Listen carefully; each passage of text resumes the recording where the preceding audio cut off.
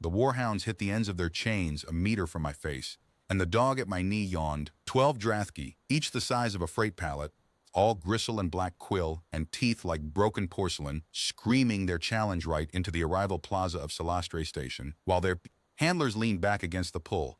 The Dominion called it a welcome. Everyone on the plaza understood it was a measurement, and Gus, 180 pounds of St. Bernard at the end of a regulation lead, looked up at the nearest one, sighed through his jowls, and lay down on the warm stone with his chin on my boot. A rope of drool went with him. It landed across the toe I had polished for 40 minutes that morning, because 31 years in the Protocol Corps teaches you that empires read intentions off a man's shoes. I did not move my foot.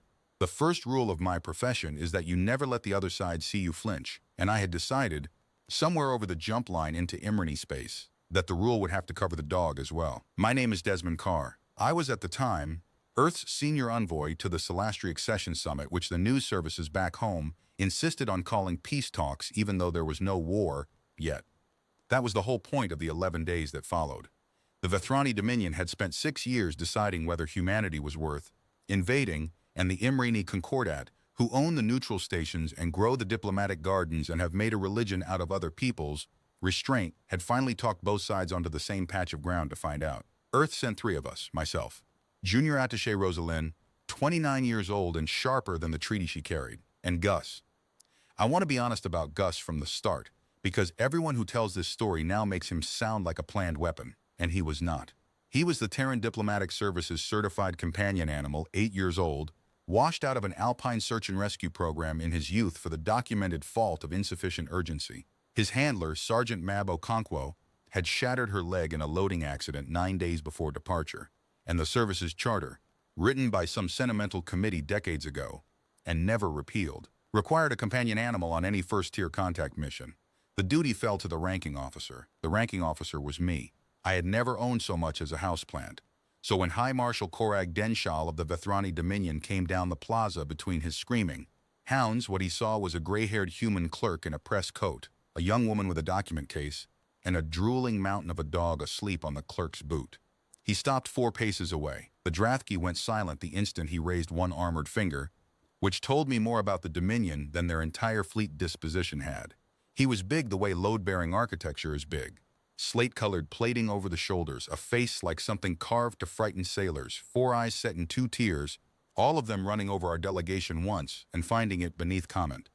He did not greet us. He turned instead to Council Ethril of the Imreni, whose robes were the green of the station's gardens and whose hands were already fluttering with the particular anxiety of a host watching the furniture get broken. "You summoned the Marshal of 9 fleets," Korag said, in trade standard, loudly enough for the plaza, "and Earth sent a clerk and his livestock. I have been insulted by professionals on 40 worlds. The trick is to treat every insult as a scheduling matter." I inclined my head the precise 12 degrees the Concordat's Protocol Annex recommended for a first exchange and said, "The clerk is honored. The livestock is tired. We're told the gardens here are the finest in the sector, Marshal. Earth looks forward to walking them with you." The 4 eyes came back to me then, which was the first thing I won at Salastre, small as it was. Korag studied me the way an artillery officer studies a hill. Then he delivered the sentence he had plainly carried across 40 light years for the Mekwa occasion. "The Dominion attends under the forms of grievance," he said. "Earth will answer our claims as a petitioning party. It will speak when recognized. It will stand in the place of the answering. These are the terms. Refuse them, and the Dominion's patience ends here, on this stone today." Beside me, I heard Rosalind's breath change. The forms of grievance were a Vethrani framework older than human writing, and they had been designed for exactly one circumstance: the formal humiliation of a defeated enemy before annexation. There had been no war. There had been no defeat. Korag was opening the summit by demanding we conduct it kneeling, and every delegation on that plaza, the Imini hosts, the observer species in the colonnades, the Dominion officers arranged behind their marshal like a wall with opinions, understood that the talks were being built to fail in public, so the failure could be carried home as a casus belli with Earth's signature on it. Council Ethril began to object. The forms were not compatible with neutral convening. There were precedents. There were procedures. Korag let the Imrani talk the way a glacier lets weather happen on its surface. I looked down at Gus. I want to record exactly what the dog was doing at the moment Earth's war or peace got put on the table, because it mattered later. He had rolled half onto his side. One ear was inside out. His upper lip had slid off his teeth against the stone so that he appeared to a charitable observer, to be grinning at the marshal of 9 fleets, and his tail was moving through a slow, contented arc that swept a fan shape in the plaza dust, polished, unhurried. Mid-wag at the exact center of the most hostile diplomatic opening I had witnessed in 3 decades. Something in me settled to match him. I have no better way to say it. Earth accepts the forms, I said. The plaza went very quiet. Even Ethryl's hands stopped. Earth accepts the forms, I said again, as written, including Annex Provision 11, which the Marshal will recall, grants the answering party the right of continuous presence, meaning my delegation, my documents, and my companion animal attend every session without exception, or the forms themselves are void and the fault published as the Dominions. I let that sit for one breath. We read the things we sign, Marshal. It's a clerk's habit. Shall we begin tomorrow? 4 eyes, 2 tears, all of them recalculating. Behind Korag, a lean Vethrani in adjutant's gray. I would learn his name was Vextalan, and I would learn a great deal else about him before the end, leaned forward and murmured something against the Marshal's plating.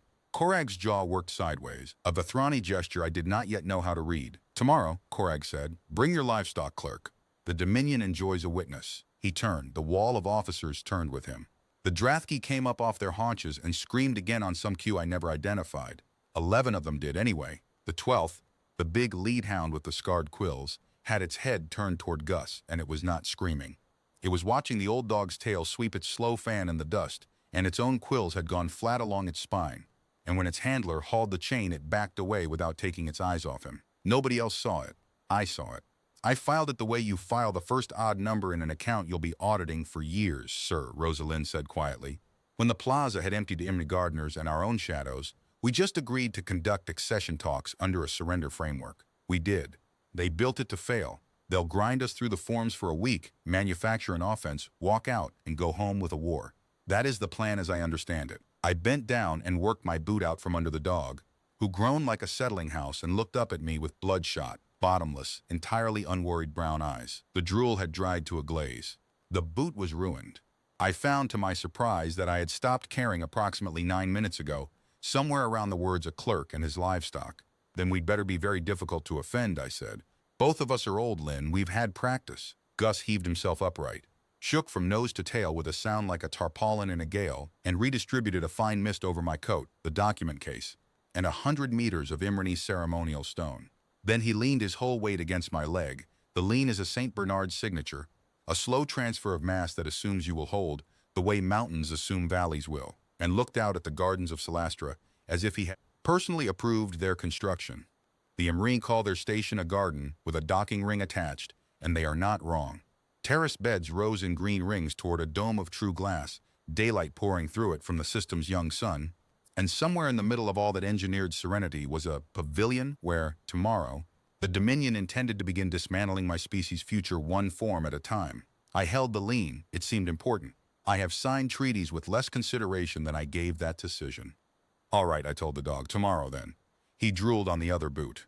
In the interest of an accurate record, I let him. The Dominion removed our chairs before the first session. We arrived at the garden pavilion at the appointed hour to find the long table of Imrini silverwood set with 11 seats on the Dominion side, 3 for the Concordat conveners, and on Earth's side a bare stretch of stone floor and a small placard, in flawless trade standard, reading place of the answering. An oversight, the Dominion's protocol officer explained, with the smile of a man who has rehearsed an oversight. Under the forms, the answering party traditionally stood. Rosalind's jaw set. I touched her elbow before she could spend ammunition we would want later. Traditionally, I agreed, and took my place standing, hands folded on the rail, with the easy posture of a man waiting for a slightly delayed train. I was 61 years old, and my knees were 2 decades past their warranty, but I had stood honor watches at state funerals in full ceremonial rig, and a human being can do nearly anything if he decides his face is a separate country from his body. Lynn stood beside me and arranged her documents on the rail as if the arrangement had been her preference all along. Gus surveyed the place of the answering, found the patch where morning sun came through the dome onto cool stone, executed 3 full rotations, and collapsed like scaffolding. Within 90 seconds, he was asleep.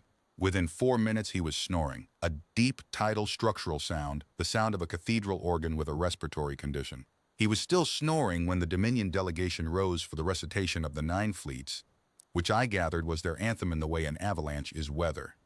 11 Vethrani officers and the marshal himself, plated and braced, chanting the names of war fleets in a language that sounded like shields being stacked, and underneath it, audible in every pause, the long, wet drone of an elderly St. Bernard profoundly asleep in a sunbeam. I watched the youngest Dominion officer lose the fight first. A tremor at the jaw plates, a glance sideways. The Vithrani next to him went rigid with the effort of not hearing what he was hearing. By the third verse, the recitation had developed an unmistakable defensive quality, 11 warriors chanting louder to defeat a sleeping dog, and Counsel Ethel's green hands had folded themselves into a knot of perfect, agonized neutrality. Coreg finished the recitation staring at Gus. Gus, at the finish, smacked his lips, sighed, and resettled deeper into the sunbeam. "The animal," Coreg said, "will be removed." "The animal is attending," I said. "It profanes the forms. It predates them." I turned a page on the rail without hurry. Earth's succession to this summit was signed under our service charter, which the Concordat accepted in full, and which requires the companion animal's presence wherever the delegation stands. Annex Provision 11 of your own forms guarantees the answering party continuous presence. Delegation undivided. Remove him, Marshal, and you remove us, and the published fault is the Dominion's. I looked up. Alternatively, he is an old dog asleep on a warm floor, and the Marshal of 9 fleets is bigger than the noise. A sound went through the Dominion's side that I would learn was their laughter held at the root. Vex Talun, in his adjutant's gray at the Marshal's left, was not amused. He was watching me with the flat attention of a man doing arithmetic, and I made a note that of everyone at the table, the adjutant was the only Vithrani who had not once looked at the dog. Corag came around the table. I will say this for the Marshal. He did his own testing. He crossed the pavilion floor with the deliberate, wait-forward walk that Vithrani use on parade and predators use generally, and he stopped over Gus with all 4 eyes angled down, close enough that his shadow fell across the dog like a dropped tarp. Every Imrine in the room stopped breathing. The form said the answering party could not object to inspection. The Marshal's posture said this was a creature accustomed to things flinching, and that he intended to collect a flinch from Earth one way or another, and a sleeping animal would do. Gus opened one eye. He took in the 2-meter wall of plated warlords standing over him, the 4 eyes, the shadow.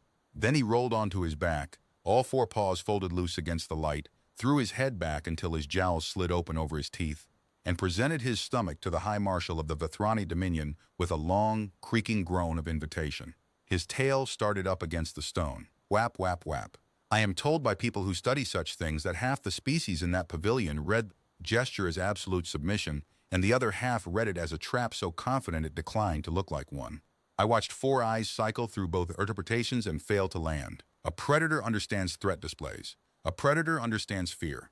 There is no entry in any predator's grammar for an animal that looks at the apex of 9 fleets and concludes, instantly and with its whole body, that this is probably someone who gives belly rubs. Corrig stood over him for 5 full seconds. The tail kept its rhythm.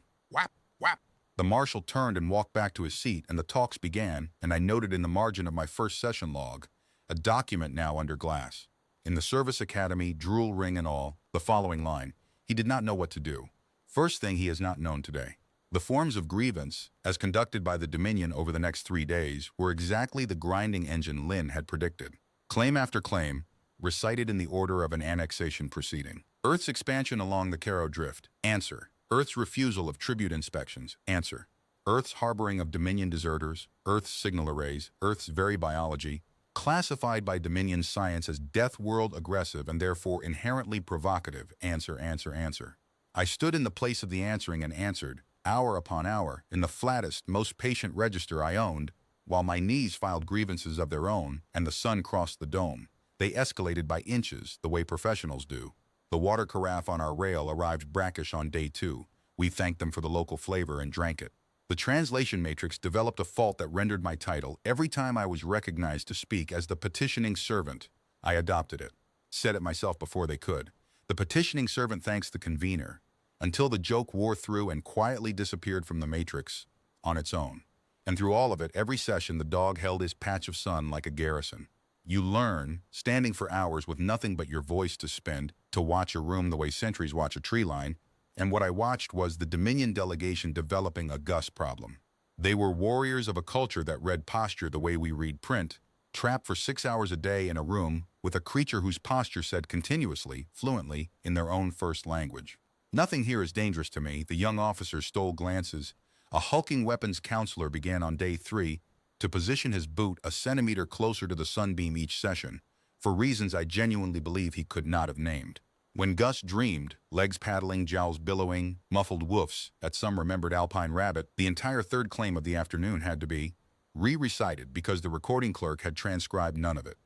He's winning, Lynn said on the third evening, in the walled garden the Concordat had assigned to Earth's quarters.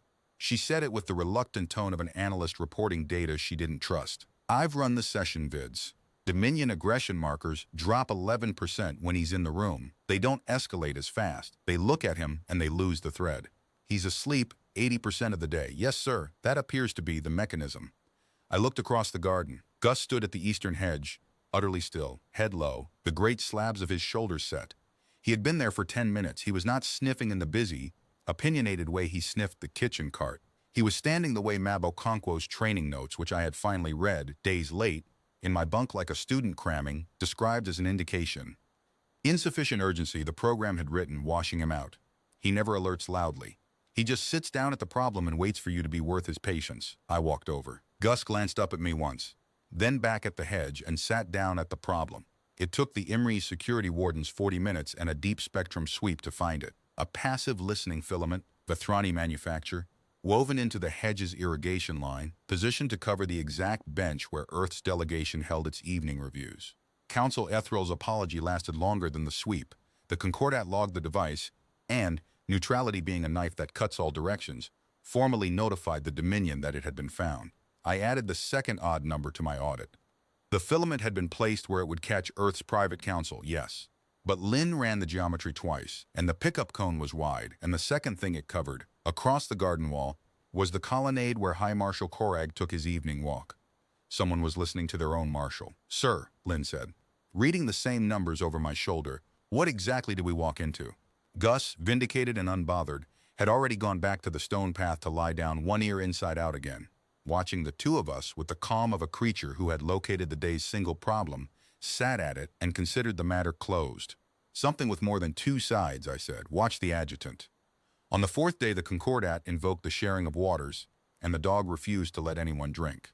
The sharing is the Imrani's oldest convening rite, and Ethrel had clearly spent 3 sleepless nights deciding it was the only tool left for softening the forms. 1 cask, drawn from the station's garden springs, 1 ladle. Every delegate drinks in descending order of rank, and by the Concordat's lights. Parties who have shared water cannot lawfully describe each other as strangers in the proceedings that follow.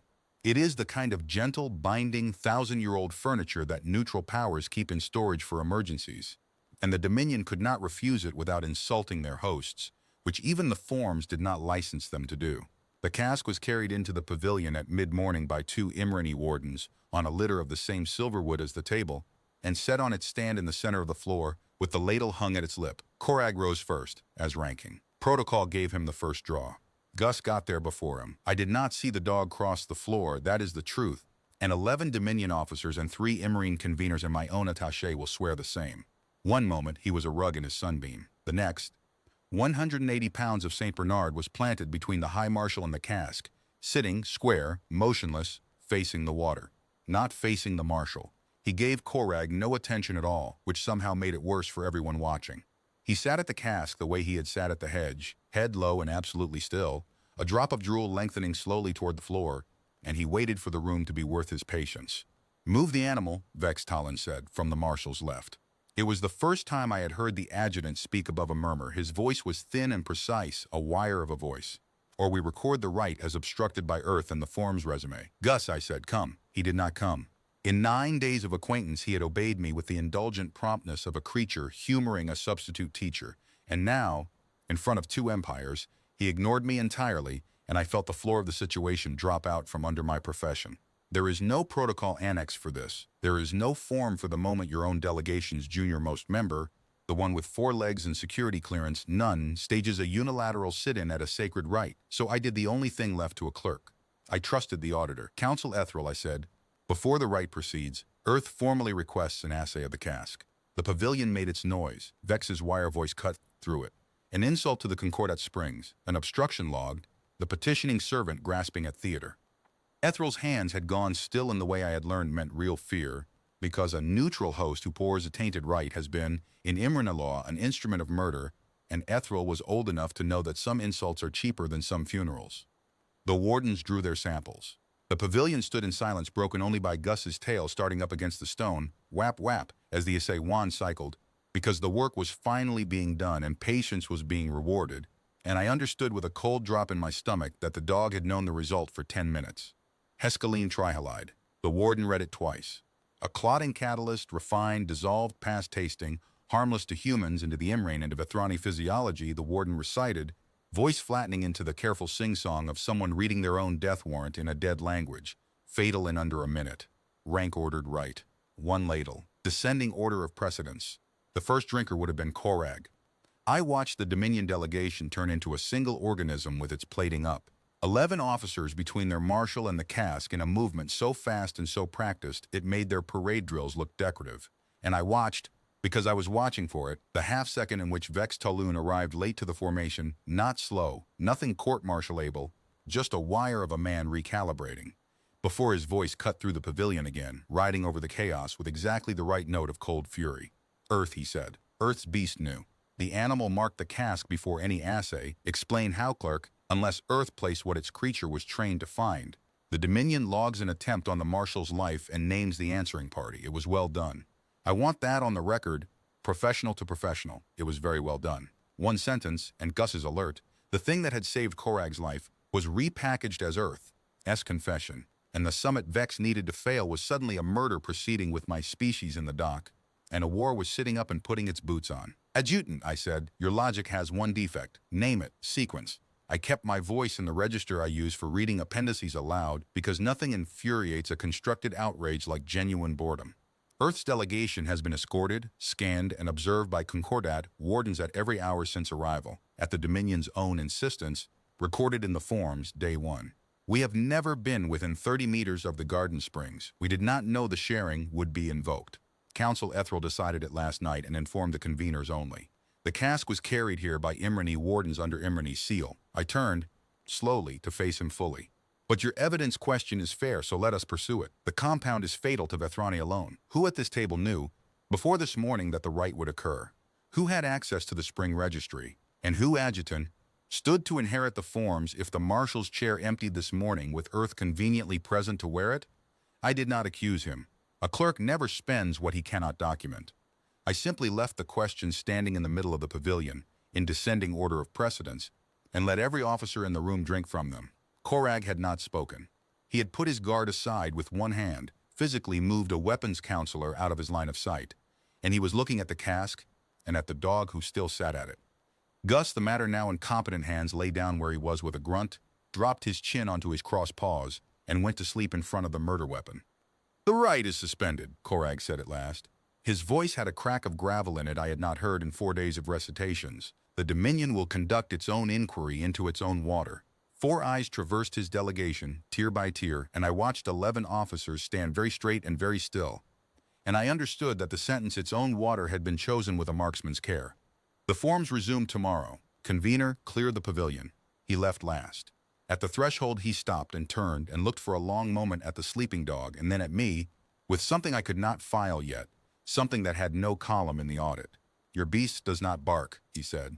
No, Marshal. He's never needed to. He walked out into the gardens and his wall of officers folded around him, and Vex Talon's gray shoulder was the last thing through the door. That night I could not sleep, which is rare for me. A clerk's conscience is a well-kept ledger and mine usually balances by midnight. I came out into our walled garden a little after station curfew with a cup of tea and found the gate to the outer colonnade unlatched, and Gus gone. I found him 40 meters down the moon path. Celastra's dome polarizes at night to let the system's twin moons through, and the Imrini plant silver-leaf things that hoard the light. Sitting in the open lawn beyond our wall, in front of the High Marshal of the Vethrani Dominion, Korag stood alone. No guard, no adjutant, no plating on his shoulders, just a slab of a figure in a plain field cloak, who had evidently been walking the kind of walk a commander takes when his own house has tried to kill him, and he cannot yet prove which room. The two of them were regarding each other in the moonsilver, the warlord and the dog perfectly still. As I watched, Gus rose, ambled to the lawn's edge, and picked up one of the fallen seed cones the silver trees dropped, a thing the size of a fist, his daily treasure. He had carried one around our garden every evening like a foreman inspecting timber. He carried it back across the lawn. He dropped it on the stone at the marshal's boots. Then he backed up 2 steps, sat and waited, tail sweeping its slow fan, jowls swinging, eyes shining up out of all that loose-skinned ruin of a face with the one question he considered worth asking the master of 9 fleets. Korag looked down at the seed cone for a long time. A creature bred for mountains and avalanches and the saving of strangers' lives, offering fetch to a creature bred for sieges. 2 professions, meeting at night across a piece of wood. The marshal did not pick it up. He stood another moment, then turned and walked back into the dark of the colonnade. And his stride, I noted, was slower than it needed to be, as if some weight had shifted without his authorization. Gus watched him go. Then he picked up his seed cone, brought it back through our gate, and laid it, sopping, in my open hand. Consolation prize or filing for safekeeping, I have never decided. He'll come around, I told the dog, surprising myself with the certainty. Everyone does. It's apparently doctrine. Gus leaned his whole weight against my legs and sighed, and the lean said what the lean always said. I held it. The moons crossed the dome. Somewhere beyond the wall, a marshal walked his perimeter alone, and counted his officers, and could not stop counting one of them. The Dominion answered the poison cask with a parade, because that is what empires do when they are frightened. They get louder. The walking of the hounds, Ethril briefed us nervously, was a Vethrani honor rite reserved for occasions when the Dominion's strength required public restatement. The formal procession of a marshal's Drathki pack through the assembled delegations unmuzzled, at chain's length, while everyone present demonstrated their confidence in Dominion discipline by not running. It had been performed at 11 summits in Concordat history. At 2 of them, Ethril admitted, there had been what the Imrini records called abridgments of the guest list. They're reasserting the floor, Lynn said, reading the announcement. The cask made them look penetrable. Tomorrow they remind the sector what the Dominion smells like up close. Standard recovery doctrine. She looked up. So the route passes our pavilion at 4 meters. With respect, kennel the dog for this one. If a Drathki breaks chain at him, we lose more than the summit. It was the correct staff recommendation. I want it recorded that Rosa Lynn was right by every book either of us had ever been issued, and that I overruled her anyway, on a feeling I could not have defended before any review board in the service. That the worst thing Earth could do in front of the forms of grievance was hide. He attends, I said. Continuous presence, he's a delegate. He's asleep in the kibble pantry, sir. Then he's the only delegate at this summit, with his priorities audited and balanced. He attends. The procession came through the garden concourse at mid-morning, under full sun, and I will grant the Dominion this. It was magnificent, in the way that weather systems are magnificent. 12 Drathki in double file, quills oiled and rising off their spines like black wheat, each at the end of a ceremonial chain held by a handler walking the wait-forward parade walk, and the sound of them, that low boiler room rumble 12 abreast, rearranged something in the base of every spine on that concourse. Delegations stood in their appointed places and demonstrated confidence at varying levels of conviction. The offering observers' tendrils had gone entirely white. Even the Imrini wardens stood like clenched hands. Earth's appointed place was a stone apron beside the path. I stood at parade rest. Lynn stood beside me with her documents held like a breastplate. And Gus lay flat on his side in the sun at our feet, paws crossed, one ear inside out, performing the rite of confidence in Dominion discipline by being unconscious. The lead hound was the big scarred one from the arrival plaza. I had learned its title by then, first of chain, the pack senior, a veteran of 2 campaigns with a quillfoot pattern of old wounds down its left flank. It came up the concourse with its head swinging in slow arcs, taking the measure of each delegation as it passed and visibly filing everyone of them under prey, deferred. 4 meters from Earth's apron, it stopped. The procession is not supposed to stop. The handler leaned into the chain, then hauled. The Drathki took no more notice of him than of the sunlight. Its head had come around toward Gus, and its nostril slits were working, and a tremor went down the oiled quills, and then link by link the whole black wheat field of its spine lay down flat. First of chain lowered its head, then its shoulders. Then, joint by joint, with the unhurried deliberateness of a veteran performing a drill it had decided upon privately, the senior warhound of the marshal's own pack folded itself down onto the concourse stones opposite the sleeping St. Bernard, and looked away. Head turned, eyes averted, throat side angled open. I did not know the Vethrani term then. I heard it that night from Ethril, who whispered it like scripture, the yielding line. What a Drathki gives the pack senior. What no Drathki, in the Dominion's recorded history, had ever given an offworlder. The second hound lay down behind the first, then the third. It went back down the file like a wave falling, 11 Drathki folding onto the stones in the middle of their own honor rite, until the only sounds on the concourse were the flat, useless commands of 12 handlers and the long, sawing snore of the only creature present who had not seen it. Gus slept through the entire thing. That is the part no reconstruction ever gets right, because no one can bring themselves to render it. The pivot of the whole summit, the image that went out on every relay in the sector within the hour, is 12 apex war beasts performing submission to a dog who was, at the time, dreaming about rabbits. The Dominion's official recovery took 4 minutes. Handlers hauled the pack up. The procession completed its route at a pace just slightly too fast for ceremony. The delegations were dismissed to their pavilions. The Dominion's actual recovery began that afternoon, and it had a wire of a voice. Vex Talon requested an extraordinary session before the conveners, and there he built his construction, every joint as well made as the first. Earth had deployed a biochemical influence agent, he proposed. A pheromone weapon, wrapped in a domestic animal, engineered to suborn Vethrani-line predator castes. The evidence walked on 4 legs and had now demonstrated effect on the Marshal's own pack in public. Joined to the cask incident, the pattern was clear. Earth had come to Solastra not to answer the forms, but to test a subjugation weapon on the Dominion's command structure. He demanded the animal be surrendered for examination by Dominion bio-officers. He demanded it, I noted, with the tempo of a man who had drafted the demand before the parade. Earth consents, I said, before Ethereal could begin the 4-hour neutrality minuet. Lynn's head turned. Vex's did too, a wire pulled taut for a resistance that never arrived as briefly as just a slack wire, and I collected the site for my files. Earth consents to a full examination, I said, conducted jointly. Dominion bio-officer, Concordat warden, Earth attaché present, in open session. Results read into the record entire.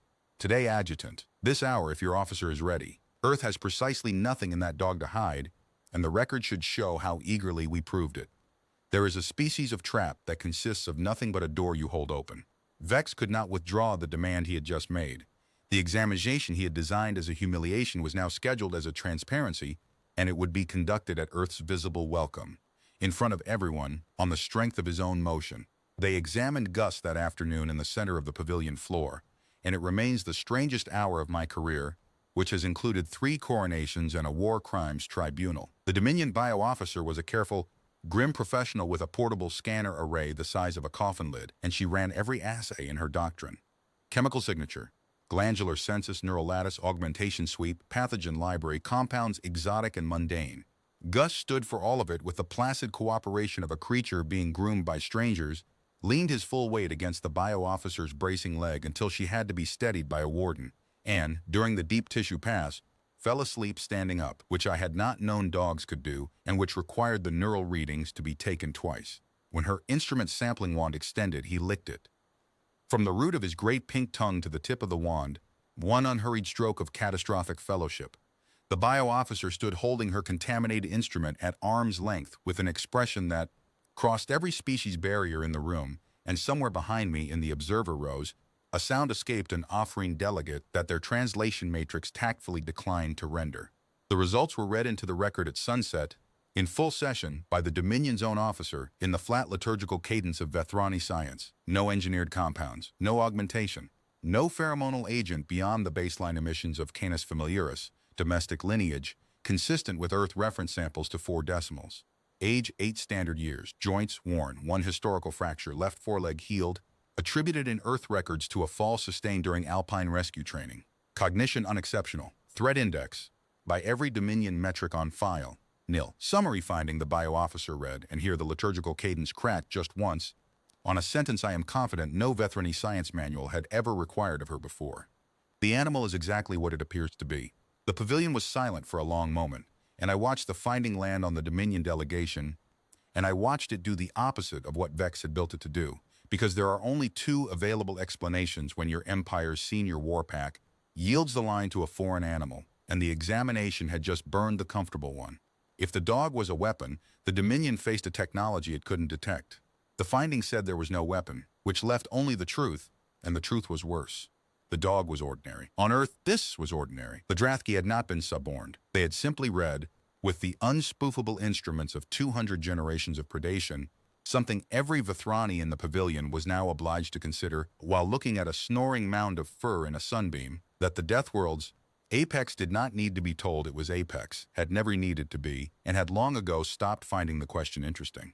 Korag adjourned the session without comment. But that night the knock came to our garden gate. Not a knock, in fact. A Vethrani parade rep, knuckle plates on the gatepost, once. And when I opened it, the High Marshal stood alone in the moon path in his plain field cloak, and he asked his question without preamble, the way a man asks something he has decided to ask before he can retract the decision. Why did your government send it? I considered the diplomatic answers. The charter, the committee, the sentimental clause nobody had repealed. They were all true and they all dodged, and I was tired, and 4 meters away, Gus had already risen from the grass and come to the gate and shoved his great head under the marshal's hand, directly under it, lifting the armored palm onto his own brow with a crane operator's confidence in where things ought to be set down. Because we don't go anywhere without them, I said. Marshal, that's the entire answer. It's not doctrine. It's older than our doctrine. There has never been a human anywhere, a camp, a ship, a war, a grave, without a dog walking out to it. Your analysts keep looking for the weapon in that. There isn't one. There's just us and them, and the fact that neither of us has ever once agreed to be left behind. Korag's hand stayed where the dog had installed it. Slowly, with the caution of a man diffusing his own ordnance, the armored fingers moved, once, twice, through the loose fur of that enormous head, and Gus's tail swept its fan in the moonsilver, and the Marshal of 9 fleets said quietly, "Not to me, I kept a bargain. Campaign bonded. The old right. 11 years. The fingers kept their slow work. It held the Scallon Pass while my column withdrew. It was not ordered to. It was not the kind of thing that waited for orders. 4 eyes lifted to me over the dog's head, and for one unguarded instant they held no rank at all. My officers tell me what I want to hear, clerk. My adjutant tells me what he wants me to hear. This animal has told me nothing for 9 days, and it is the only voice at this summit I am certain is honest." He took his hand back. The gate light caught the drool gloss across his knuckle plates, and he looked at it, and he did not wipe it off. "The forms resume tomorrow," he said, and walked back into the dark. Day 5 opened with the Dominion trying to move the war indoors. Vex Taloon took the floor before the first claim was even seated and moved, with impeccable wire-voice regret, that all remaining sessions be relocated to the Marshal's flag cruiser, holding station beyond the dome. The grounds wrote themselves. A poisoning attempt had occurred on Concordat soil. The Concordat security had demonstrably failed. The Dominion could no longer hazard its Marshal in a garden. It sounded like prudence. It was a land grab. Aboard a Dominion hull, Dominion law ran to the bulkheads, and Dominion law held provisions for the quarantine of foreign biologicals that would have ended Gus's continuous presence with one stamped form, and provisions for the detention of foreign persons that I did not intend to study from the inside. Earth defers to the conveners, I said, with one observation. The compound in that cask was refined in a Dominion facility, keyed to Dominion blood, and placed by hands that knew Dominion right order. The Marshal is proposing to retreat from the one place his enemy has been caught into the place his enemy holds a commission. I let the pavilion have its silence. Earth will attend wherever the forms convene. But if the question is the Marshal's safety, adjutant, the garden is winning on evidence. It was the first time I had aimed at the space between Korag and his adjutant in open session, and the whole room felt the round go downrange. Vex began the rebuttal. Korag stopped it with one raised finger, the same finger that silenced Drathki, and ruled in 4 words against his own staff for the first time in the summit's record. "The forms remain here." That was the morning's first crack. The second arrived an hour later, carried by 2 Dominion orderlies, without explanation, without precedent, and without, I checked, any entry in the session minutes. Chairs, 3 of them Vethrani field pattern, scaled down, set in the place of the answering as if they had always been there, while the protocol officer who had engineered the standing rule 4 days earlier studied his documents with the fixed attention of a man who has been ordered not to have been wrong. I sat, Lynn sat, Gus, who had owned the only comfortable position in the pavilion since day 1, opened one eye, confirmed that the slow vertebrates had finally worked it out, and went back to sleep. "Note for the record," Lynn murmured, writing nothing. The forms of grievance just blinked. The recess gave me the day's 3rd data point, and this one I collected personally. The Dominion's right table stood at the pavilion's north wall, ceremonial rations. The campaign bread and dried Vargan meat their forms required at any proceeding above a certain rank. And as I came around the colonnade with my tea, I found the weapons counselor, all 300 and some kilos of him, standing at that table with his back to the room, feeding strips of ceremonial meat to a St. Bernard sitting on his boot. He froze when he saw me. A career of plate and ordnance, caught like a cadet over the rail. The animal, he said with great dignity, was conducting an inspection of the right table. Dominion form requires it be given no cause for grievance. Naturally, I said. How many inspections so far, counselor? A pause, structurally similar to his Marshal's. This is the 4th. He's thorough. He is, the weapons counselor said, with the sudden unguarded fervor of a man who has been waiting 5 days for clearance to say it. a very good beast, and gave Gus the rest of the strip, and walked back to his bench with his plating squared, leaving Earth's junior-most delegate drooling happily on the Dominion's sacred rations, both empires' dignity intact by mutual agreement to file the matter nowhere. The afternoon claims went fast. The Caro Drift question, which had taken a full day to recite on day 2, was answered and entered in under an hour, because half the Dominion bench had stopped performing outrage and started negotiating, and the difference in tempo was the difference between parade ground and working harbor. Lynn's evening summary caught what I'd missed in the rhythm. Vex's courier meetings had stopped. 3 recesses, no contacts, no signals traffic from his enclave suite at all. "He's gone quiet," she said. "Quiet is preparation, sir. The man hasn't conceded. He stopped rehearsing in front of us. The day's last entry belongs in the record because of what it became." At our garden hour, a delegation of 4 junior Dominion officers presented themselves at the wall gate with a formal written request, through channels countersigned, sealed, for permission to observe the Earth Animals exercise period for doctrinal purposes. I granted it with a straight face, that being the only kind I had brought, and threw the silver seed cone down the lawn, and Gus ambled after it through the moonlight at his foreman's pace and ambled it back, and 4 officers of the Vethrani Dominion watched in rigid, note-taking silence as if auditing a live-fire exercise. Then the youngest of them asked, through the matrix, whether the right could be attempted by a Vethrani hand. He threw it too hard and too flat, siege reflexes, and Gus watched the cone crack off the garden wall, then looked back at the officer with the patient disappointment of a foreman reviewing an apprentice, walked to the wall, collected the cone, brought it back, and dropped it at the young Vethrani's boots for a second attempt. The officer's second throw was correct. I would learn, months later, that his notes from that evening, filed under the heading "The Soft Return," with diagrams, had entered the Dominion Academy's auxiliary doctrine syllabus essentially unedited, and that cadets on 9 fleets now learn, as formal instruction, that the retrieve is offered, never taken, and that the correct response to failure is to return the cone and wait. They saluted Gus when they left. All 4 the full plate-to-brow honor due a senior, to a dog standing in a garden with a seed cone and no idea, and every idea of what he was doing. From the colonnade beyond the wall, where a slab of shadow and a field cloak had been standing for some time, the marshal of 9 fleets watched them go, and watched the dog a while longer, and walked his perimeter, counting whatever he was counting. The forgery arrived on the 6th day, and it was the best work Vex Talon ever did. We were 2 hours into the morning session. The forms had begun, almost imperceptibly, to soften. Earth had been granted chairs the previous afternoon by a Dominion protocol officer who delivered them without explanation and at a walk just short of reverent. When a Dominion signals courier entered the pavilion at the run, which Vethrani military culture permits only for fire, breach, or treason, he carried a sealed intercept casing to the adjutant's station. Vex read it, rose, and requested the floor with the grave reluctance of a surgeon announcing what the scans had found, and I knew before he spoke that this would be the big one, the load-bearing lie, because he had spent 5 days being beaten in open session, and a wire only coils so many times before it strikes. "The Dominion's forward arrays," Vex said, "have intercepted and decrypted a transmission from the human naval staff to this delegation." He did not look at me. He looked at the conveners, which was correct theater. You never look at the man you're hanging. Continentation is fleet grade. The transmission instructs the envoy car to prolong these proceedings by any means while Earth completes the staging of assault corridors through the Caro Drift. I will read the operative line. He read it in trade standards slowly, the way you pour fuel. "Hold them at the table until the 7th. After the 7th, it will not matter what is signed." The pavilion detonated, as quietly as diplomatic rooms detonate. The Afrian observer's tendrils stood straight up. Ethel's hands flew through 3 configurations of crisis.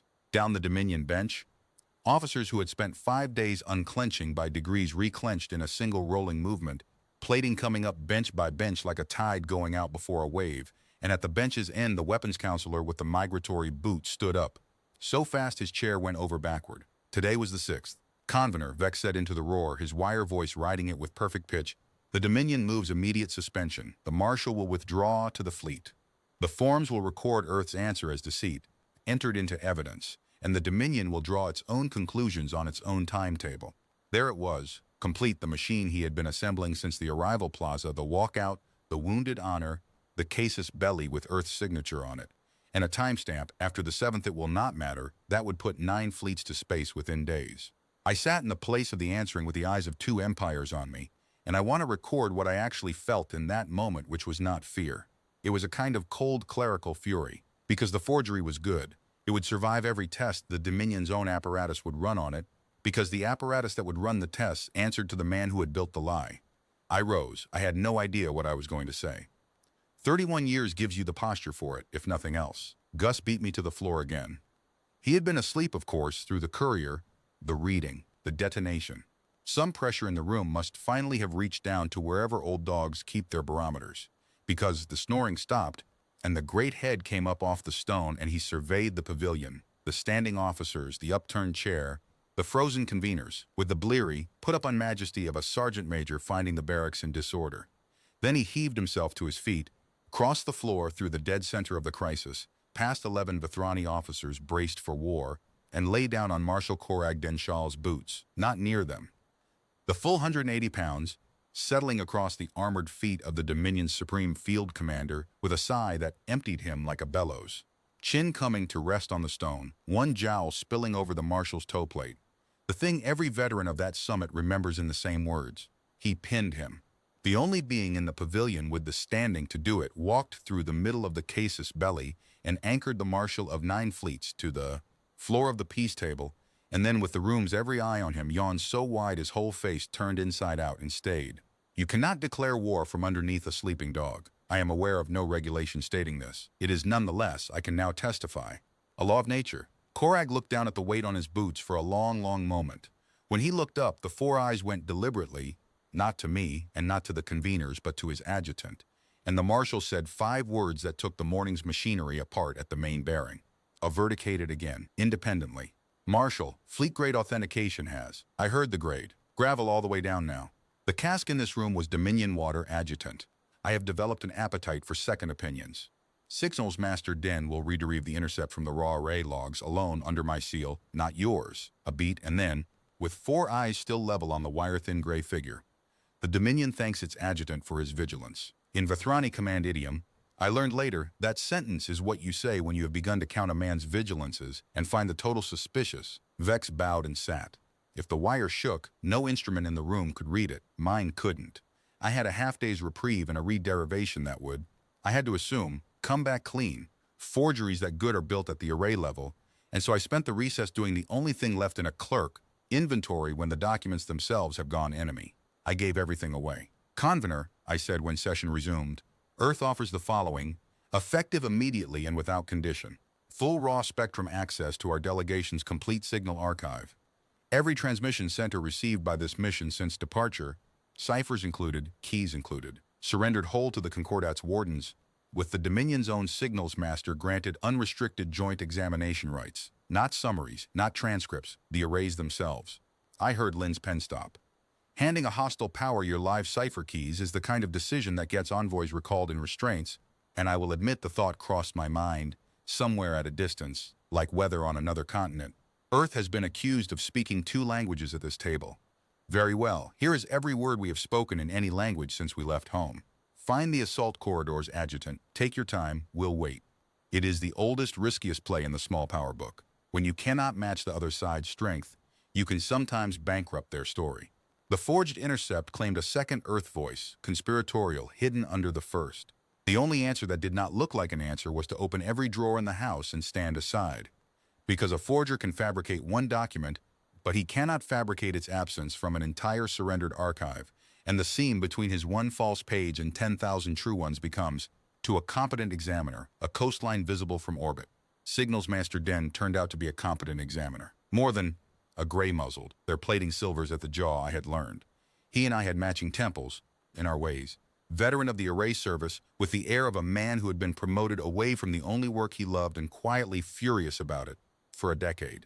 He took the archive, and the raw intercept, and the marshal's seal, and disappeared into the Concordat signal vaults, and the summit held its breath for 30 hours. I spent the second evening of those 30 hours in our walled garden, failing to draft contingencies, and that is where the night I actually won on this record took place, because the relays carried the parade and the pavilion, but nobody's history carries this. The gate rapped once. Knuckle plates, I was becoming fluent. Korag came in without escort, refused the bench with a head shake, and stood in the middle of our small lawn in his field cloak, and for the first time in 9 days he looked neither like architecture nor like weather.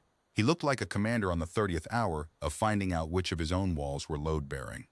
Gus rose from his patch by the step, ambled over, and did the thing I had by then watched him do to me 100 times, the thing Mab Okonkwo's notes called the lean and described, with uncharacteristic poetry, as how he takes your pulse.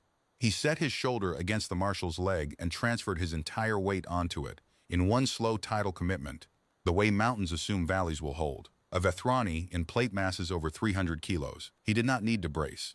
He braced anyway. I watched the stance widen, watched 2 campaign worths of reflex make room for the load, and then the marshal of 9 fleets stood in a clerk's garden under foreign moons with a St. Bernard leaning against him and did not move for the better part of an hour. Neither of them spoke. One of them couldn't. The other, I think, had simply run out of rooms in his command where silence was safe, and was visiting the only territory at the summit that had never once asked him for anything. When I finally crossed the lawn with tea, earth blend, he held the cup like a thimble and drank it like a man performing chemistry. Korag was looking down at the head against his thigh. It does this to its enemies also, he said. He's never had one. We checked his file. The Vethrani laughed at the root, surfacing for once. The armored hand had found the dog's ear and was working it with the focus of a man who had decided that if he was going to commit treason against his own dignity, he would do it thoroughly. Your bio-officer's report said cognition unexceptional. He likes you, I said. I'd weigh that carefully, Marshal. He's a poor judge of rank, but I've never once seen him wrong about a man. The earwork paused. 4 eyes came up to me through the moonsilver, old and bare. My adjutant, Korag said, has never touched him. 9 days. Every officer of my delegation has found a reason. The weapons counselor feeds him from the right table when he believes I am not watching. Den carries a brush now. A brush clerk, he requisitioned it, and the beast has put its head under every Vethrani hand at this summit except one.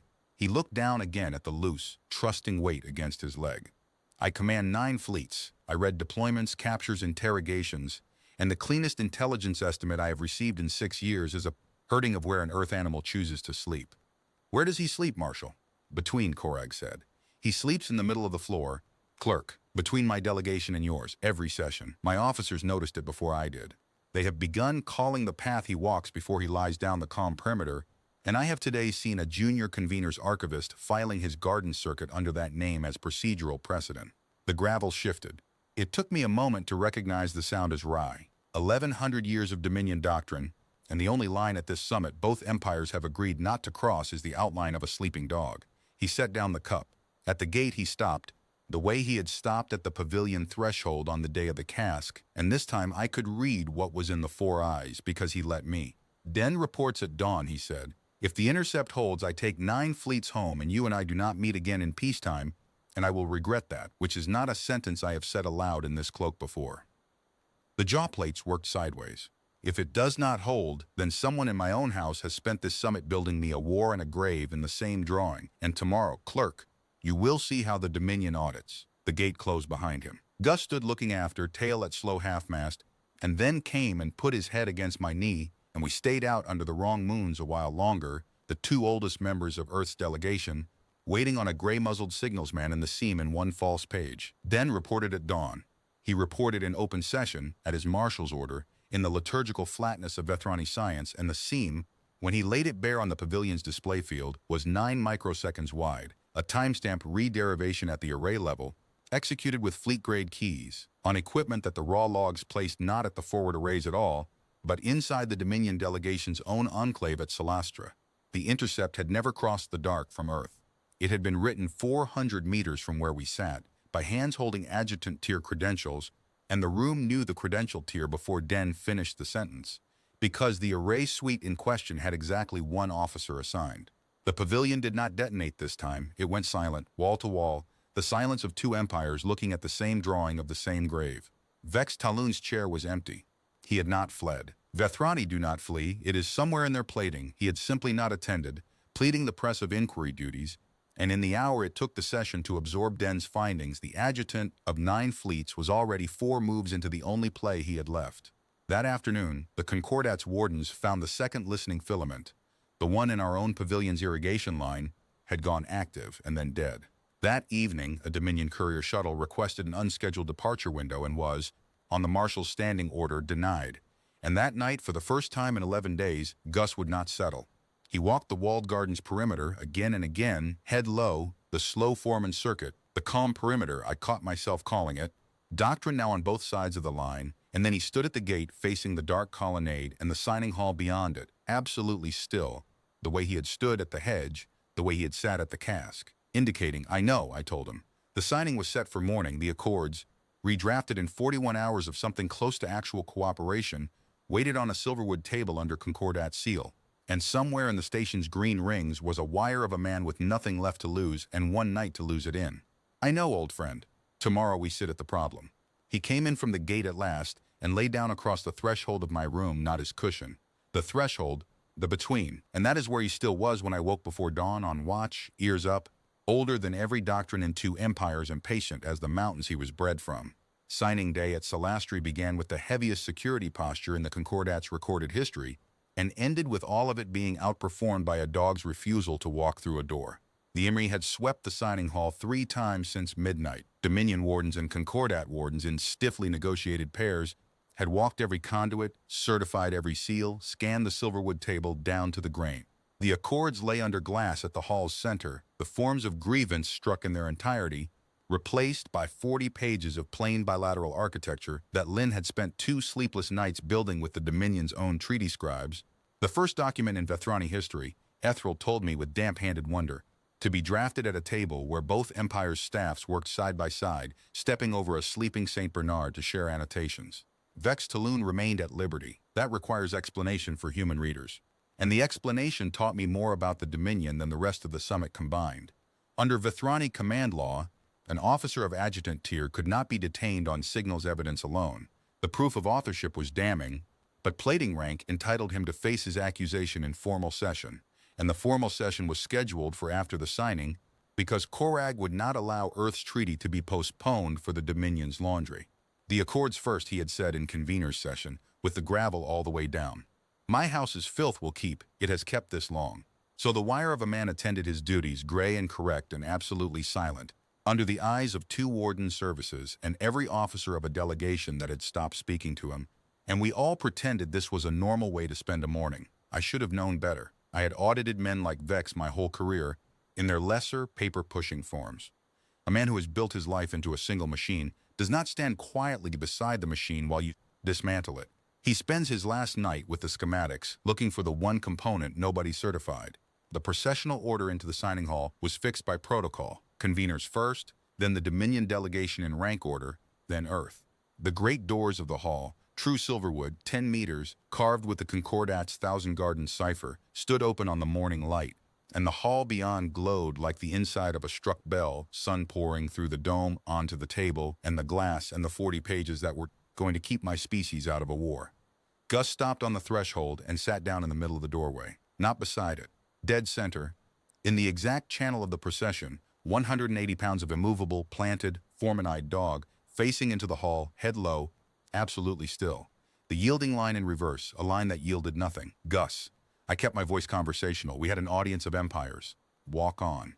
Not a glance. He was staring into the hall, not at the table, I realized, following the line of his gaze, but down, at the floor itself, at the long silverwood gratings that ran beneath the table's dais where the station's air systems breathed.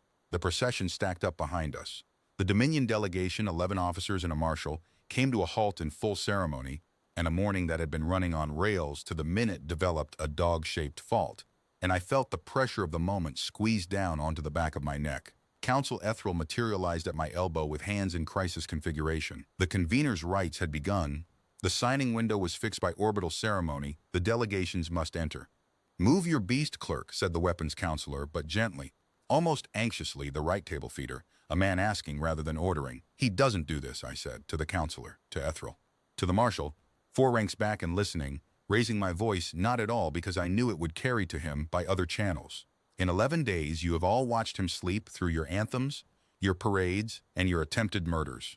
He has planted himself like this 3 times, the hedge, the cask, my door last night."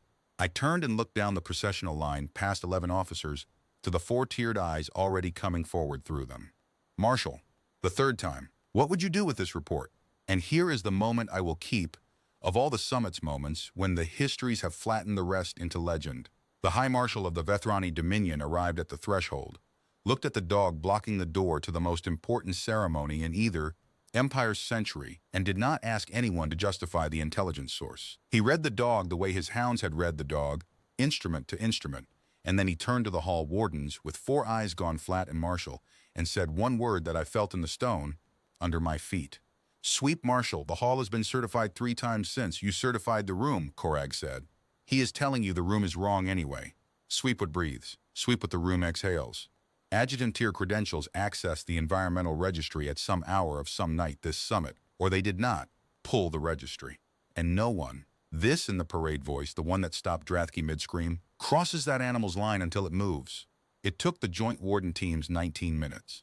They found it folded into the atmospheric scrubber manifold beneath the dais grating, on the air return that fed the hall's south exposure, where the morning sun would warm the convection and carry the load up through the gratings into the heart of the ceremony within minutes of the door's ceiling.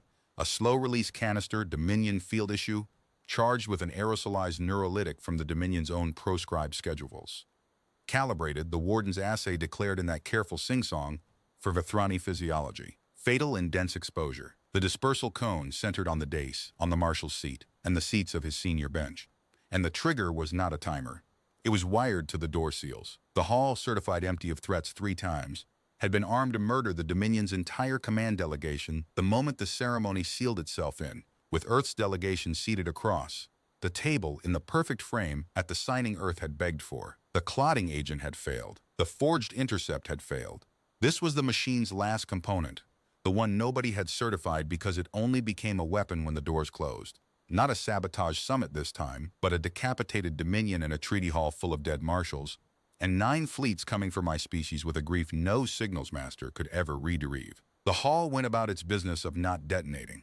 I have stood in rooms learning terrible arithmetic before. I had never stood in one where 2 empires did the same sum in the same silence and arrived together at the same name. They took Vex Talun on the concourse in the sun between one column's shadow and the next. He did not run. I will give the wire that much. He stood under the hands of his own warden service with his gray correctness intact, and the only thing he said, to Korag, across the heads of the arresting officers, in the thin, precise voice that had nearly bought a war twice, entered the summit record verbatim, because every matrix on the concourse caught it. 9 fleets rust at anchor while you drink tea in a clerk's garden. I built you a war because the Dominion dies without one. History will read me kindly, Marshal. Korag looked at him for a long moment, with all the architecture back in his face. History, the Marshal said, is written by the species that keeps its dogs. Yours died in you somewhere, Adjutant.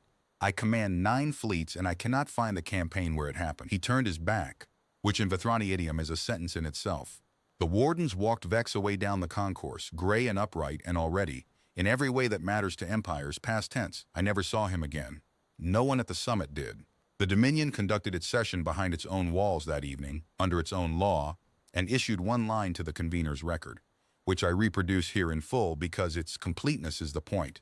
Adjutant Vex Talon has been retired from the Dominion service. The Dominion does not discuss its absences. At breakfast the next morning his chair was gone from the pavilion, not empty, gone unmade from the room, the Vethrani way of subtracting a man, and the summit, in the manner of summits, agreed to have always found the arithmetic unremarkable. Lynn asked me that night whether I wanted to know what retired meant in Dominion command law. She had found the statute. She had the look of a young officer holding a stone she wished she had not turned over. No, I said, and meant it, and that was its own lesson, 29 years into her curriculum and 61 into mine. A clerk audits everything he is responsible for and nothing he is not. The Dominion handles its own. The drawer closed. I have never reopened it. But all that came after.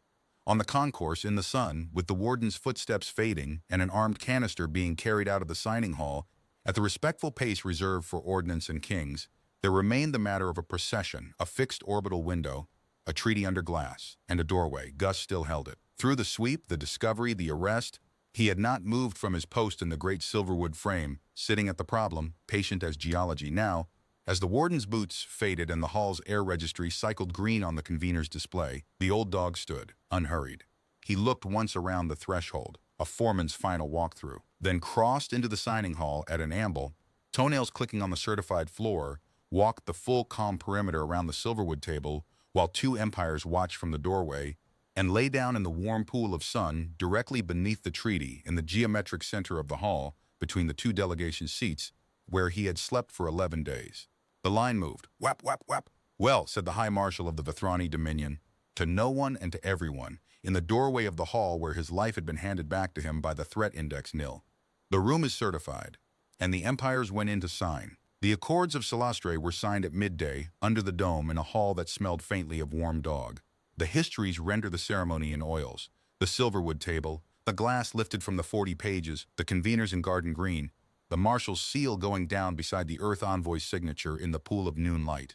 They are accurate as far as they go. What they leave out is the sound. The recitation of the 9 fleets was performed once more, as Dominion law required for a treaty of accession rank, 11 officers and a marshal chanting the names of war fleets over their own signatures, and underneath it, woven through every pause like a continuo, the long title snore of the delegate asleep beneath the table. Nobody chanted louder this time. I watched for it. The young officer whose jaw plates had betrayed him on the first day had the cadence of a man singing a child to sleep, and the weapons counselor's boot, after 11 days of centimeter diplomacy, had finally completed its migration and rested at attention against the warm flank of the sleeping dog, and the dog breathed, and the boot rose and fell with it through all 9 fleets. I signed for Earth with Lynn standing at my shoulder. My hand was steady. My boots, I will record for completeness, were ruined past any quartermaster's mercy, the original pair.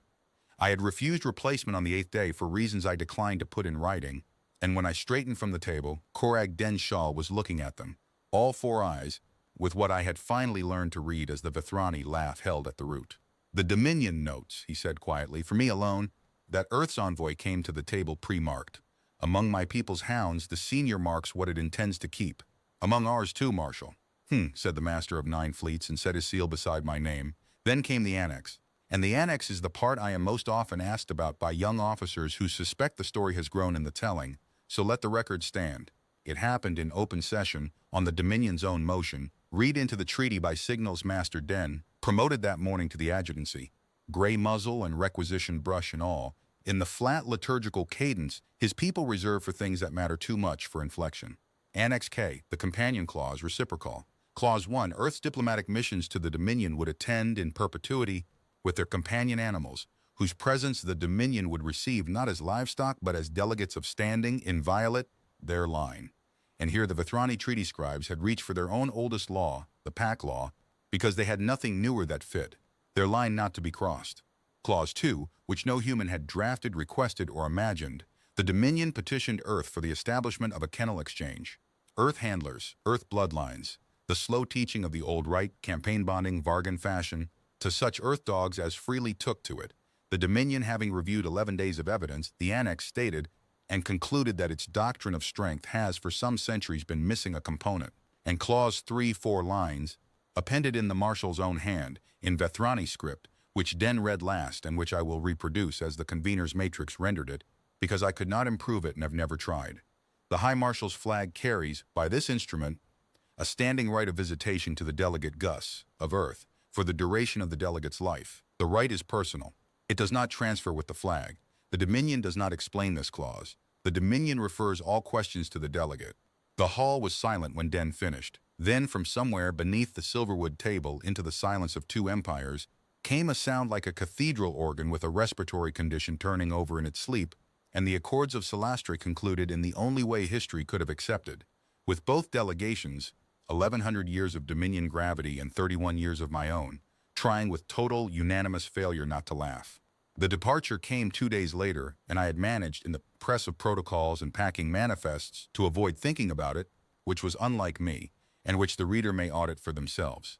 The Dominion's honor formation drew up on the arrival plaza, where it had all begun, the same stone, the same young sun through the dome, the same 12 Drathki, unmuzzled again, but there was no screaming this time.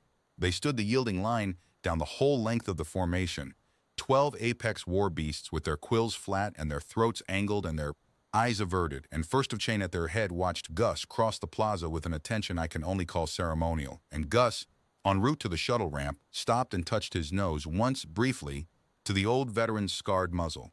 The only time in 12 days the 2 of them had crossed the distance, and the senior Drathki of the Dominion, S9 fleets closed its eyes and held very still the way you hold still in a church.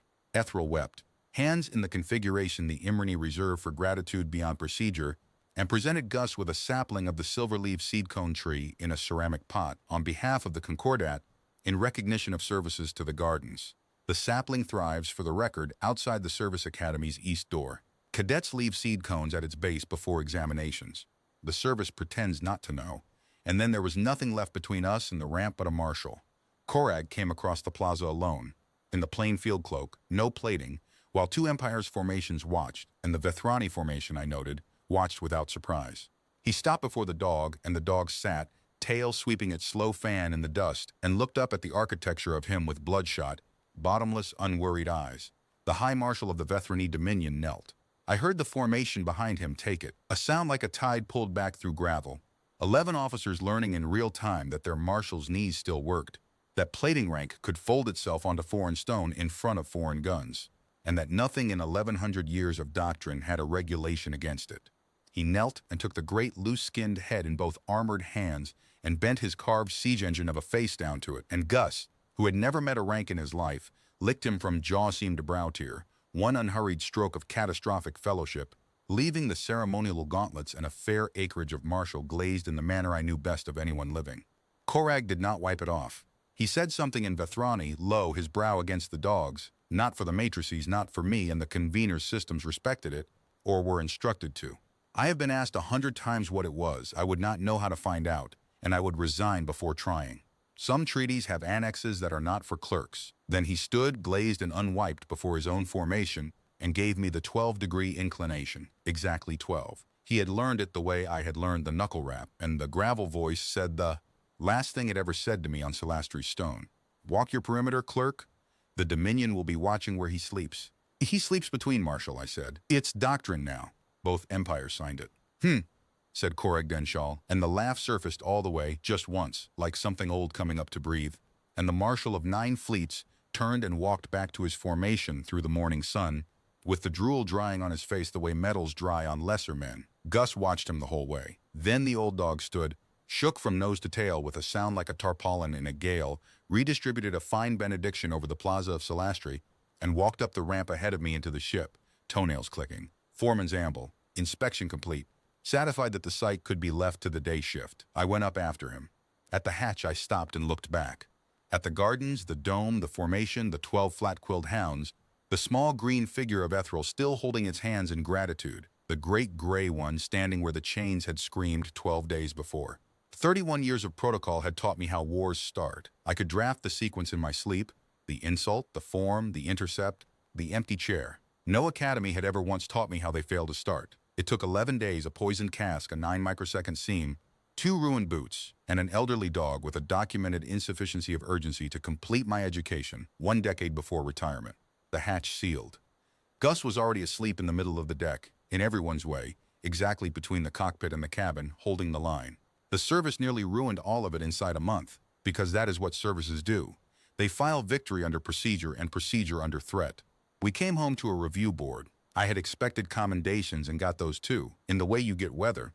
But the substance of my first week back was a paneled room in the Hague Annex and 7 senior officials wanting to know, in ascending order of alarm, why Earth's envoy had accepted a surrender framework without authorization, surrendered live cipher keys to a hostile power, and entered into treaty annexes, binding perpetual annexes, drafted around the person of a dog. The companion clause, reciprocal, had reached the legal directorate, and the legal directorate had concluded that the delegate Gus constituted, and I quote the finding because I had it framed, an unprecedented instrument class with no administrative category. They had a file for everything. Lynn said afterward on the steps, with the flat wonder of a woman who had read the full minutes. None for him. They convened a second session to decide the category. Somewhere in its 3rd hour, between a proposal to commission Gus as a warrant officer and a counter-proposal from finance, which I will not dignify, involving the word equipment, the doors opened and Sergeant Mabokonkwo came down the aisle on a cane she clearly regarded as a temporary insult, in full-dress uniform with her reinstatement orders in one hand, and the room got its first look at what a Handler Corps NCO is actually for. She did not address the panel about Salastri. She addressed them about a fall. 8 years ago, this animal went down a crevasse shaft in the Karakoram on a long line in -30, she said. For a stranger's heartbeat, his ears caught through 9 meters of avalanche debris, and he was invalided out of the program afterward, not for the fractured leg, gentlemen, but because the assessors wrote that he showed insufficient urgency, he would not be hurried, going down or coming up, with a dying man's weight in the rig. He has never once been urgent. He has only ever been right. She set the orders on the table. You're 3 hours into deciding what he is. 2 empires needed 11 days, and they had the advantage of watching him work. He's a dog. Put it in the file, give him back his cushion, and the next time the species owes its future to somebody's patience, pray it's on the duty roster. The finding, as entered: Gus, delegate, Terran Diplomatic Service, instrument class dog. The file is genuinely marked that way. Cadets are taken to see it. The first visitation came 11 months later, and I confess Earth handled it badly, in the manner of a household that has invited the neighbor in, and then realizes the neighbor is 9 fleets. A Dominion flag cutter at Luna Anchorage, a marshal's pennant, half our admiralty in polished paralysis. Korag came down to the service's coastal kennel station in the plain field cloak, declined the honor guard, the banquet, and the 17-stop itinerary the foreign directorate had built around him, and spent the afternoon on the long shingle beach below the kennels, throwing a regulation tennis ball into the Atlantic for a St. Bernard, who brought it back at a wade, both of them soaked past any protocol salvaging, while the most expensively assembled security cordon in human history stood at a distance and watched the master of the Vethrani war machine learn, on his 9th attempt, the correct release point. I walked the shingle with him at sunset, 2 old clerks of our respective empires, and he told me the Kennel Exchange's first cohort had bonded. 4 dogs, 4 Vethrani officers, the old right taking to Earth bloodlines as if it had been drafted for them all along. The first was Dens, a Labrador, he said, gravel going wry, who had restructured the adjutancy's entire signals vault around the location of her basket, and whose comm during fleet exercises was already being cited in after-action reviews as a tactical reference baseline. Your bio officer had the truth of it from the start, he said, watching the dog shake a fog bank out of his coat 30 meters of wet shingle away. From us, which spared nothing. Exactly what it appears to be. We armored ourselves against every weapon your death world might send up, clerk. 1,100 years of doctrine. No provision anywhere in it for the possibility that the death world's apex would walk down a ramp, look at 9 fleets, and want to be friends. The committee that wrote our companion charter was mocked for a generation, I said. Sentimental.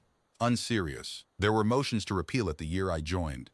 The ball came back. He threw it, correct release point, and watched it go. Empires keep poor files on their own load-bearing walls. Gus could not make the second visitation.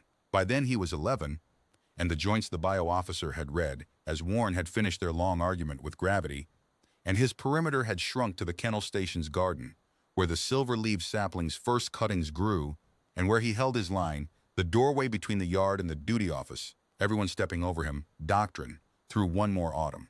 The Dominion was notified because Annex K required it. What Annex K did not require was the response. A Vethrani long-range courier expending fleet priority fuel allotments to put a marshal on Earth soil in 19 days, in the plain cloak, with no pennant flown, to sit on a kennel garden bench through the last of the October sun with a great gray-muzzled head resting on his knee and an armored hand working one ear, hour after hour, 2 veterans of the same campaign saying nothing at all. I will close the file there. The reader will have done the arithmetic, and the reader can audit some other clerk. The Dominion's idiom is sound. Some absences are not discussed. I will record only that he was not urgent at the end either, and that he was, as always, right. That the line he held all his life is now written into the standing law of 2 empires, and that when Nervisser unveiled the small stone in the kennel garden, the wording was contested for 6 weeks by 3 directorates and settled, finally by a 1-line transmission from the Dominion flagship that no one had the standing to refuse. The stone says what the Marshal's Annex said. The delegate Gus of Earth. The Dominion does not explain. All questions are referred to the delegate. Cadets ask me, when I lecture, I am long retired now, but the Academy keeps a chair for me near the east door, by the silver tree, what the lesson of Celastra is. They expect the seam and the timestamp, or the open drawer gambit with the cipher keys, and I teach them those, because clerks should know their trade. But the lesson is older and simpler, and I make every class write it down, on paper, the way things worth keeping get written. 2 empires came to a garden with 1,100 years of doctrine between them, and every instrument both sides carried was built to find the threat. The only instrument in the room that worked was the one that had been bred, for 10,000 patient years, to find the man under the snow, and it found 2 of them, buried in their respective avalanches, a clerk and a marshal, and it sat down at each of us in turn, and it waited, with insufficient urgency for the rest of the room to be worth its patience. I keep 3 things from those 11 days on my study shelf. The session log with the drool ring, a seed cone from the original tree, gone silver dry with the years, and the boots, ruined, glazed, never resoled, The pair the marshal said marked me as something a senior intended to keep. He was right about that, as it turned out. I was kept. 31 years of protocol taught me how wars start, and one old dog taught me the only thing I ever learned about how they end. Not with the bigger fleet, but with somebody calm enough to lie down in the doorway, exactly between, and patient enough to stay there until both sides learn to step over him on their way to the table. The galaxy calls Earth a death world, and the galaxy is right. They have simply never understood what it means that the deadliest thing our world ever produced spent 10,000 years deciding to sleep on our boots, and that we, knowing exactly what he was, signed the clause, took up the leash, and have never once gone anywhere without him.